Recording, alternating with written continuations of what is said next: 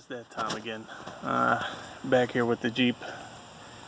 I put a 6.5 rough country lift on this thing, and I got the upgraded this one, but I didn't do the tie rod or the drag link, and they are all busted up. So today I'm going to be changing both those. I'm actually waiting for a part to come for this one. I'm going to use the XJ drag link, and then I'm going to use a Grand Cherokee tie rod. It's much beefier, but it'll actually go in the same spot. And let's see, figure while I'm gonna do this, I'm gonna go ahead and do these thingies. I forget what they're called something, whatever.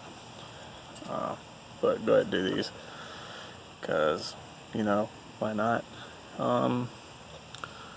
I would do ball joints, but these are pretty good still.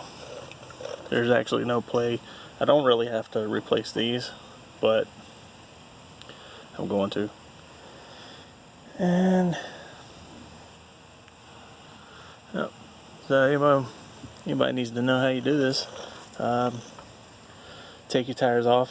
That's plain and simple. Remove the lug nuts, whatever. 2 bolts on the back of your brake caliper.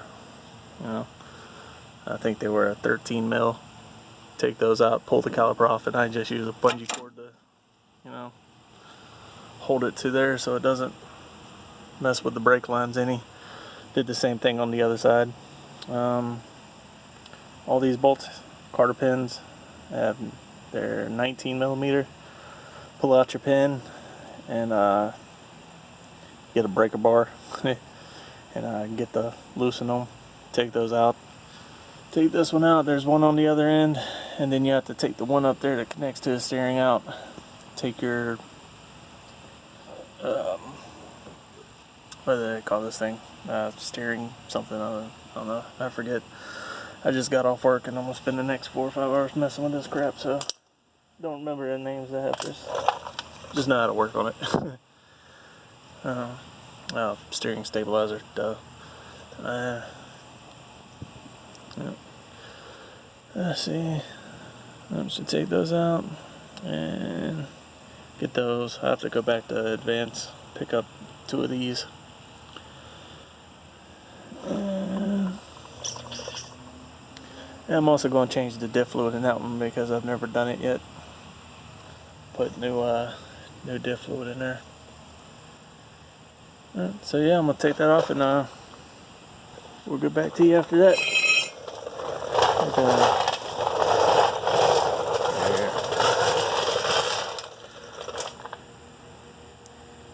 Got my little roll around chair. I love it.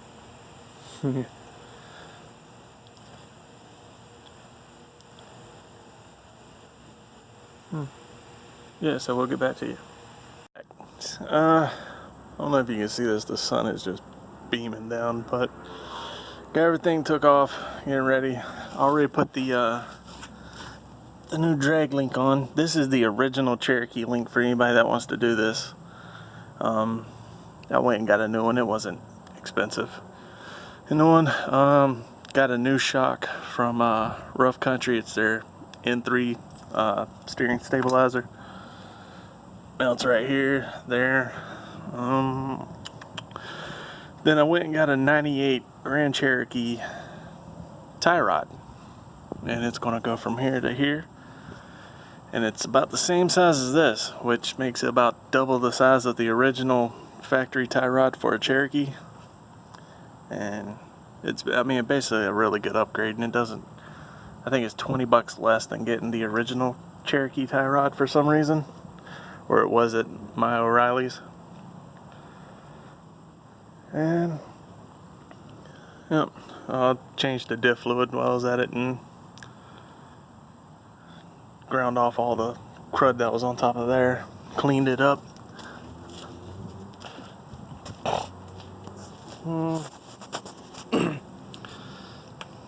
Did the same thing to these. There's no play in them, so there's no point in changing them. I was going to change them, but don't need to.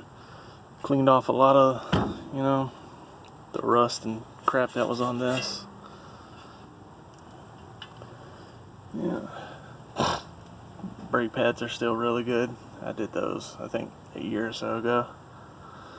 But, yep, so I'm gonna go ahead and get that tie rod on and that steering stabilizer, and get the brakes, put the wheels back on, and I just think there was something else I was gonna do. Oh, they're nice of a bus to come in here. Oh yeah. Wait a second.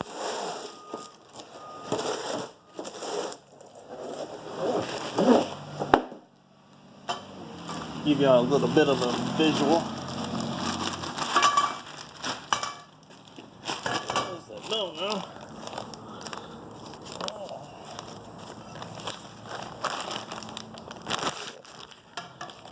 Sorry, my filming sucks. I'm doing this by myself with one hand, but alright, here we go. Right. So yeah, you need that, obviously. So, here we go.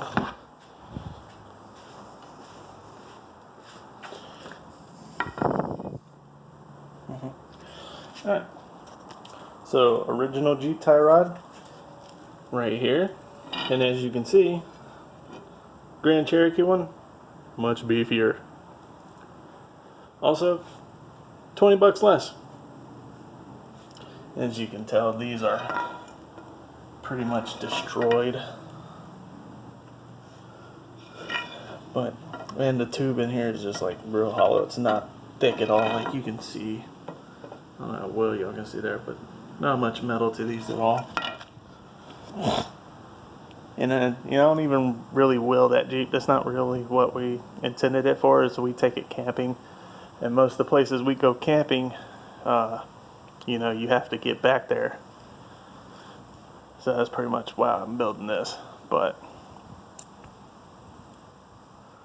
that's what that'll be for. So yeah, let me go ahead and get on it, put those back in, and give you all a little tip on how to align your stuff. And as you're doing this, when you take one piece out, make sure you don't twist it or turn it anyway so it stays the same. Like if you already had your truck aligned once before. And just, you put them, line them up together, get them as close as you can. That way when you, there's a little trick you can do yourself with aligning, you know, that way you don't have to go to a shop, spend 90 bucks. And most shops around here want you to leave your truck there just to do an alignment. And I don't feel like leaving my truck for a whole day for something as simple as taking 2 bars, attaching them to your tires with some bungee cords, and running tape measures from the front and back. It's just easier to do it that way. And I may be wrong, but I think your toe in should be like an 1/8. I don't know. I'll Google it and find out. It's too easy to look it up and just do it myself.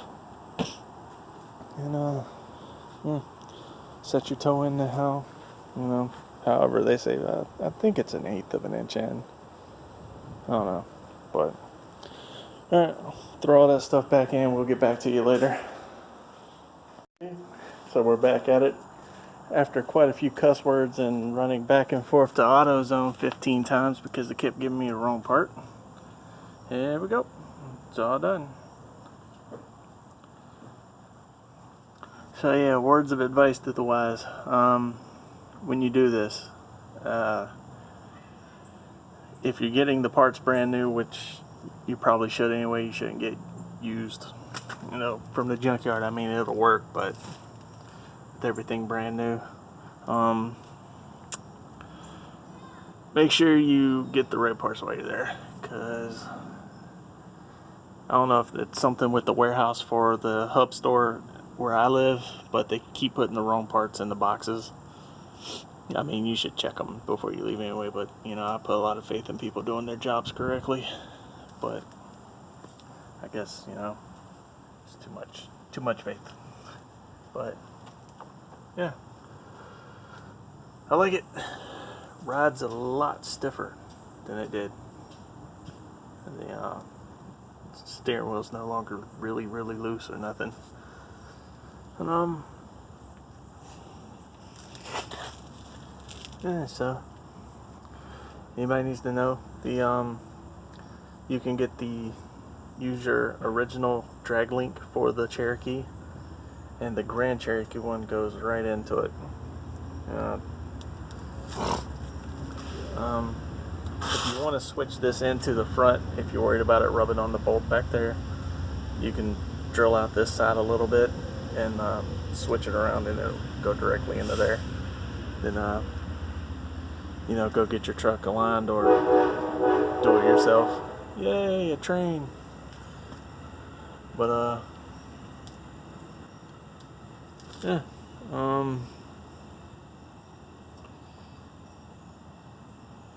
that's about it. I can't think of nothing else I did. Put on the grease fittings, you know, give them 3 ugga-duggas on the grease gun until you see it pop out the sides.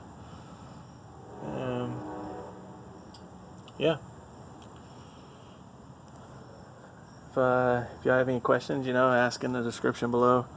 I'm really just putting YouTube videos up just to, you know, a friend of mine or a guy that I watch on YouTube got me inspired to just put them up there. You know, if you're doing it, you might as well film it and let everybody else know the struggles you went through doing it. So this will be Jeep number 4 that I built, or constantly. These 2 are mine. I'm just constantly working on them. You know, this one we're going to be taking in about a month and a half. We're going to go camping for 3 days in a park. So going to be quite a few videos on that if anybody wants to know the setup or how I have everything set up inside of it and stuff.